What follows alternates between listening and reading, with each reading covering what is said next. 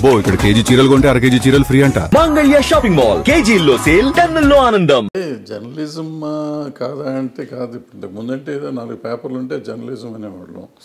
ఏదో నాకు తర్వాత 2-3 ఛానళ్ళు వచ్చినాయి, ఛానల్ అనేవాళ్ళం. ఇవాళ ఏంటంటే సోషల్ మీడియా వచ్చినాక ఎంతమంది మనం సినిమా ఏదైనా పిలిస్తే, మీడియా పిలిస్తే 200 మంది వస్తున్నారు.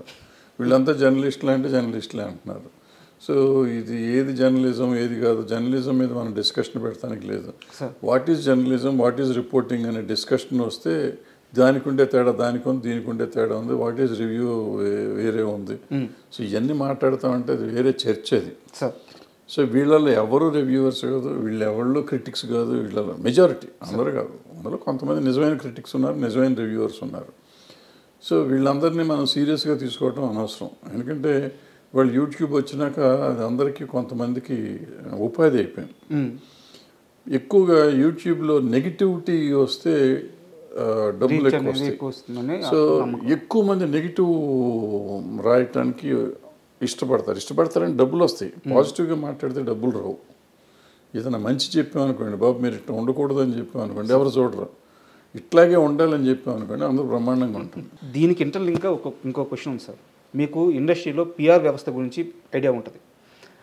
రీసెంట్గా సితారా నాగవంశీ గారు మాట్లాడుతూ పిఆర్స్ మమ్మల్ని బ్లాక్మెయిల్ చేస్తున్నారు. అంటే సార్ మనం ఆ పని చేయకపోతే సినిమాకి బ్యాడ్గా రాస్తారు, సార్ మనం వాళ్ళకి బ్యాన్ కార్డ్స్ ఇవ్వకపోతే సినిమాకి బ్యాడ్గా రాస్తారు, సార్ మనం ఈ ఫంక్షన్ చేయకపోతే సినిమాకి బ్యాడ్గా రాస్తారు అని ఆయన ఓపెన్గా చెప్తున్నారు. పిఆర్ వ్యవస్థ నిర్మాతలను బ్లాక్మెయిల్ చేస్తుంది, వీళ్ళ పోడు పర్లేక మేము అదనంగా ఇంకో 30-40 లక్షలు ఖర్చు పెట్టాల్సి వస్తుంది.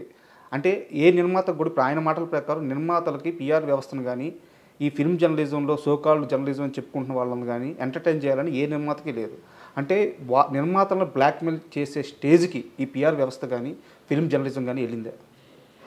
అసలు ఆ మాట తప్పది. ఇప్పుడు బ్లాక్మెయిల్ చేయబడే పరిస్థితులు నేను ఉన్నానా లేదా? నేను ఒక నిర్మాతగా నా కంటెంట్ని నేను నమ్మాలి. సార్ నేను ఎవరిలో చెప్పిన మాట విని చేయాల్సిన అవసరం లేదు. నాకు అవగాహన ఉండాలి. నేను సినిమా తీసినప్పుడు నేను ఇది చేస్తే ఇది ఉంటుంది, ఇది చేస్తే ఇది ఉంటుంది. సలహాలు తీసుకోవటం తప్పులేదు, సలహాలు ఎవరైనా చెప్తే వినటం తప్పులేదు. బట్ సలహాని ఎంతవరకు మనం వాడుకోవాలనేది మనం ఆలోచించుకోవాలి. పిఆర్లు ఏదో చెప్తూ ఉంటారు. ఇప్పుడు ఏమవుతుంది, ఇప్పుడు నేను ఏం చేస్తాను, సినిమా తీశాను అనుకున్నాను ఫర్ ఎగ్జాంపుల్. ఆ సినిమా తీసినాక ఒక సినిమా ఫ్లాప్ అయింది. ఫ్లాప్ అయితే నీ బోటోడు వచ్చి సార్ మీరు సరిగ్గా ప్రమోట్ చేయలేదు సార్ అంటాను. సరిగ్గా ప్రమోట్ చేయలేదంటే నేనేమంటాను, పిఆర్ని పట్టుకుని నువ్వు సరిగ్గా పిఆర్ చేయలేదురా అంటాం. పిఆర్ చేయలేదంటే ఆ పిఆర్ ఏమంటాడంటే నువ్వు అదిగో అక్కడ కవర్ ఇవ్వలేదు, లేదా ఇక్కడ నువ్వు ప్రీ రిలీజ్ ఫంక్షన్ పెట్టలేదు, లేదంటే ఆడియో ఫంక్షన్ పెట్టలేదు, ఏదో పెట్టలేదు, పెట్టుంటే పబ్లిసిటీ అయ్యేది, లేదంటే సోషల్ మీడియా వాళ్ళకి డబ్బులు ఇచ్చి ఉండాల్సింది, లేకపోతే నువ్వు ఇందాక చెప్పినట్టు ఆడియో కొని ఉండాల్సింది, వ్యూవర్షిప్ కొనాల్సింది, ఇటువంటి రకరకాలు ఏదో చెప్తూ ఉంటారు. ఇవన్నీ చేసినప్పుడు మిలియన్స్ ఆఫ్ వ్యూస్ వచ్చిన సాంగ్స్ వచ్చిన సినిమా ఉంది. దానికి ఓపెనింగ్ రాని సినిమాలు చాలా నేను చెప్పగలను, పేర్లు చెప్పగలను. మరి ఎందుకు రావట్లేదు అంటే ఏది బ్యాడ్ టాక్ అంటారు, బ్యాడ్ రివ్యూస్ అంటారు. మనకి మొన్న వచ్చిన కల్కి సినిమా ఉంది, 2.5 ఇచ్చారు చాలామంది, బ్యాడ్ రివ్యూ కూడా ఉంది. మరి అది చాలా 1200 కోట్లు 1300 కోట్లు చేసిందిగా. మరి ఎందుకు చేసింది? దేవరా సినిమా పోయిందన్నారు, దానికి 2.5 ఇచ్చారు. మరి అది 300-400 కోట్లు చేసిందిగా. సో ఇవన్నీ రివ్యూలను చూసి వస్తారు జనం, రివ్యూలు చూస్తే రారు, లేకపోతే పిఆర్ చెప్తే చేశాడు అనేది. మనం మన సినిమా తీసి సార్ వర్షం వచ్చిందానికి నాకు కలెక్షన్ లేవు, ఎండ ఎక్కువగా ఉంది కలెక్షన్ లేవు. మరి పక్క థియేటర్లో సినిమా ఫుల్ అవుతుంది, పక్క థియేటర్లో సినిమా ఫుల్ అవుతుంది, నా థియేటర్లో ఫుల్ అవట్లా. నా సినిమాకి ఎండ, నా సినిమాకి వర్షం వస్తుంది, కానీ పక్క సినిమాకి ఎండ వర్షం రాదా? సో ఇవన్నీ మనం వంకలు పెట్టుకున్నాం. వంకలైనా మాకు డొంకంతా తిరిగిందంటారు. అది అంటే పిఆర్లు తప్పేం లేదు. పిఆర్లు వాళ్ళు పాప మంచి చేయాలని అనుకుంటారు. ఏమవుతుంది, పక్క సినిమాకి వాళ్ళు పాత ఇంకో పిఆర్ అది చేసి ఉంటాడు. అది చేసినప్పుడు ఆ సినిమా లక్కీగా ఆడి ఉంటుంది. పిఆర్ చేసినందుకు ఆడతారు. ఫస్ట్ మనం తెలుసుకోవాల్సిన ప్రొడ్యూసర్గా ఎవ్వరు చెప్పింది జరగదు, మనం చెప్పిందే జరుగుతుంది, మనం అనుకున్నదే జరుగుతుంది. మనం అనుకోవాలి, మనం డిజైన్ చేసుకోవాలి, ప్రతిదానికి మన ఇన్వాల్వ్మెంట్ ఉండాలి. Master of the film, master of the product you should be the producer. Sir అది అయితే ఇవన్నీ రావు. ఇవన్నీ secondary. Course hero centred industry, hero మూలన నీకు ఓపెనింగ్ వస్తుంది. బట్ ఆ సినిమాలో కంటెంట్ లేకపోతే ఏం లేదు. ఆ కంటెంట్ ఎవరు ఎన్నుకోవాలి? నువ్వు ఎన్నుకోవాలి. లేదు నా హీరో నా మాట ఏం లేదు, ఆయన చెప్పింది నేను చేశాను, ఆయన డేట్ల కోసం నువ్వు ఎంపర్లాడినప్పుడు you are doing a businessman. నువ్వు వెన్ యూ ఆర్ ఎ బిజినెస్ మ్యాన్గా నువ్వు చెయ్యి. ఇంకా నీ నువ్వు పిఆర్ని పెట్టుకున్నందుకేగా. ఇంకా పిఆర్ బ్లాక్మెయిల్ చేస్తున్నాడు అంటే ఎందుకు? పిఆర్ చెప్తాడు 30 లక్షలు కదా 50 లక్షలు ఖర్చు పెట్టమంటాడు, నువ్వు పెట్టు. లేకపోతే ఈ పిఆర్ని తీసే అసలు నువ్వే చేసుకో, ఎవడొద్దన్నాడు? దాని మీద కంప్లైంట్ ఇవ్వటం ఎందుకు? సార్ మొదటిసారి అంటే నాకు ఈ మధ్యకాలంలో మీరు మాట్లాడిన మాటల్లో నాకు బాగా అబ్జెక్షన్ అనిపించిన ఒక సందర్భం సార్, మంచు విష్ణు గారు అంటే మీకు కన్నప్ప రిలీజ్కి ముందు ఇంటర్వ్యూ ఇచ్చారు. అంటే ఆ ఇంటర్వ్యూలో మిమ్మల్ని ఆయన హోస్ట్ లాగా ఒక యాంకర్గానో చూడలేదు. ఒక పెదనాన్న స్థానంలోనో ఒక బాబాయ్ స్థానంలోనో కూర్చోబెట్టి వాళ్ళ ఇంటి విషయాలు కూడా మీరు రండి, మీలాంటి పెద్ద మనిషి వస్తే కూర్చోడానికి మేము రెడీ అని చెప్పేసి మీకు అంత పెద్ద స్థానం ఇచ్చారు. అయితే కన్నప్ప సినిమా రిలీజ్ అయిన తర్వాత సినిమా రన్నింగ్లో ఉంది, థియేటర్లో ఆడుతుంది, అక్కడ శివపార్వతులు సెట్గా లేదు, వాళ్ళని చూడడానికి నాకు ఇబ్బందిగా ఉంది, సో ఇలాంటి కామెంట్స్ చేశారు. మిమ్మల్ని అంత నమ్మిన మనిషి, అన్నేళ్ళు కష్టపడి అన్ని కోట్లు ఖర్చు పెట్టి సినిమా తీసి మీకు అంత స్థానం ఇచ్చి మీకు అంత ప్రయారిటీ ఇస్తున్న మనిషి, సో ఒక రకంగా చెప్పాలంటే చావోరేవో అన్నట్టు సిచ్యువేషన్ విష్ణు గారిది. అలాంటి టైంలో మీరు అలాంటి కామెంట్స్ చేయడం కరెక్ట్ అంటారా? 100% తప్పేం లేదు. ఎప్పుడు చెప్పాను నేను? 9వ రోజు చెప్పా సార్. 9వ రోజు చెప్పాను నేను చూసింది 8వ రోజు సినిమా, 9వ రోజు పెట్టా, 10వ రోజు పబ్లిష్ అయ్యి ఉంటాను నాకు తెలిసి. అంతే సార్. 10 రోజుల తర్వాత అప్పటికి అయిపోయింది సినిమా, కలెక్షన్లు అయిపోయినాయి.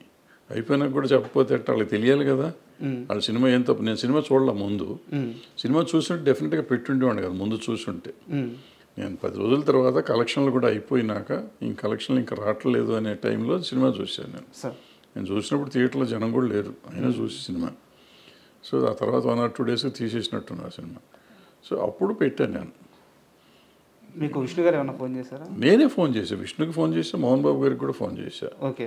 ఫోన్ చేసి మీరు ఈ తప్పు చేశారు, ఎందుకు చేశారు ఈ తప్పు, ఈ ఎవ్వరు లేకపోయినా కానీ ఆడేది ఆ సినిమా, బ్రహ్మాండంగా ఆడేది సినిమా, సూపర్ హిట్ అవ్వాల్సిన సినిమాని మీరందరూ కలిసి average cinema, below average cinema చేశారు. ఫ్లాప్ సినిమా అన్నాను నేను ఇప్పటికి కూడా. ఓపెనింగ్ వచ్చింది ఆ మాత్రం. బట్ ప్రభాస్ లాంటి వాడు మీకు డేట్లు ఇచ్చి చేస్తున్నప్పుడు దాన్ని మనం నిలబెట్టుకుని ఉంటే ఎంత సెన్సేషనల్ అయ్యేది ఆ సినిమా. సో బాగా తీయటం వేరును ఒక కంటెంట్ని చంపుకోవటం వేరు. ఇవాళ చాలామందికి అర్థం కావాల్సిన విషయం, పులిని చూసి నాకు బాహుబలిని చూసి బాహుబలిని, త్రిబులార్ని చూసి త్రిబులార్ చేయలేం మనం. అంతే. మనకి ఈ కాళహస్తి మహత్యం కానీ భక్త కన్నప్ప కానీ 2-3 వర్షన్స్ 4-5 వర్షన్స్ తీశారు. ఇప్పటికి 10 సార్లు తీశారు సినిమాలు. తెలుగులో 2-3 సార్లు వచ్చినా మిగతా భాషలో కూడా తీశారు. సో అది అన్ని సార్లు ప్రూవ్ అయిన సినిమా. మరి ఇప్పుడు యావరేజ్ ఎందుకయింది? అక్కడ ప్రతిసారి భక్తిభావం నిలబడింది, ఇక్కడ భక్తిభావం నిలబడలేదు. ఇక్కడ శివుడు పార్వతి వెకిలిగా ఉన్నారు. అది చెప్పాలి. నేను చెప్పాను, డైరెక్ట్గా ఫోన్ చేసి చెప్పాను. నేనే ఇట్లా యూట్యూబ్లో పెట్టుకోవాలా, యూట్యూబ్లో పెట్టే ముందే ఫోన్ చేశా. పెడతానని చెప్పలేదు, అది వేరే. బట్ వాళ్ళకి ఫోన్ చేసి చెప్పాను, ఇద్దరికి చెప్పాను. మోహన్ బాబు గారిని గట్టిగా అన్నాను నేను, మీరు పట్టించుకుని ఉండరు, పట్టించుకుని ఉంటే ఇట్లా ఉండదు సినిమా. ఎందుకంటే ఆయన అసిస్టెంట్ డైరెక్టర్ చేశాడు, యాక్టరు, మంచి యాక్టరు, ఆయనకు తెలుసు, అన్ని విషయాలు తెలుసు. మరి పట్టించుకోకుండా భక్తి లేకుండా సినిమా తీసి భక్త కన్నప్పని వారియర్ సినిమా చేస్తే ఎట్లా ఉంటుంది సినిమా? ఆ సినిమా రేంజ్కి ఆ సినిమా ఆడింది వాళ్ళ. బట్ అదే ప్రభాస్ గారిని వాడుకొని చేసినందుకు చేసిన ప్రభాస్ క్యారెక్టర్ చాలా బాగుంది ఆ సినిమాలో. కానీ ఎప్పుడైతే ఎవరైతే శివుడు భక్తుడైనా, శివుడే సరిగ్గా లేకపోతే ఇంక భక్తి ఎక్కడొస్తుంది? సో క్యారెక్టర్ ఫిట్నెస్ ఒకటి కావాలి. వచ్చి అనామకుడిని పెట్టినా పర్వాలేదు, బాగుండేది. ఈ అనవసరంగా ఈయన పెట్టి డబ్బులు బొక్కది, ఆ డబ్బులే ఇప్పుడు నష్టం వస్తాయి. ఒకవేళ నష్టం వస్తే వాళ్ళిద్దరికి ఇచ్చిన ప్రతి రూపాయి నష్టమే నా లెక్కలో. అంటే సో అందుకని ఇప్పుడు మీరు అన్నారు, మీరు ఇంతకుముందు కూడా అన్నారు, నాకు ఈగో అనో లేకపోతే కోపం అనో ఇంకోటనో మన వాళ్ళకు కూడా మనం చెప్పకపోతే ఏంటి? ఇది కాకుండా నన్ను సీనియర్ ఇంతకుముందు అడిగారు, మీరు ఈ ఇండస్ట్రీ కోసం ఏంటని. ఇండస్ట్రీకి ఈ పాఠం చెప్పాలి. ఇది నేను చెప్పకపోతే, నాకు తెలిసినంత వరకు తప్పో ఒప్పో నేను చెప్పింది చెప్పకపోతే రేపు ఇంకోళ్ళు తీస్తారు, ఇంకో కన్నప్ప తీస్తారు. అది ఫ్లాప్ అవుతుంది. మీరు పాండురంగమాత్యం తీశాడు రాఘవేంద్రరావు గారు, పాండురంగాన్ని. ఆయన ఇలాగే తప్పులు చేశాడు, అది పోయింది. సో భక్తి సినిమాని భక్తి భావంతో మీరు తీయకపోతే ఆ సినిమాలు పోతాయి. మీరు పాండురంగ సినిమా తీసుకోండి, కన్నప్ప తీసుకోండి, ఇంకోటి తీసుకోండి. మరి బాలకృష్ణ గారు, రాఘవేంద్ర గారు పెద్ద సినిమానే కదా అది. అవును. మరి ఎందుకాళ్ళ పాటలు కూడా బాగా పాటలు కూడా బాగానే హిట్ అయినాయి, ఎందుకాళ్ళ. దాంట్లో పాత సినిమాలో ఉన్న భక్తి ఏది? ఆ ఎమోషన్ ఆ ఎమోషన్ ఎక్కడ దొరికింది? రాలేదు. ఎందుకు రాలేదు? ఎందుకు తీయలేకపోయారు మీరు?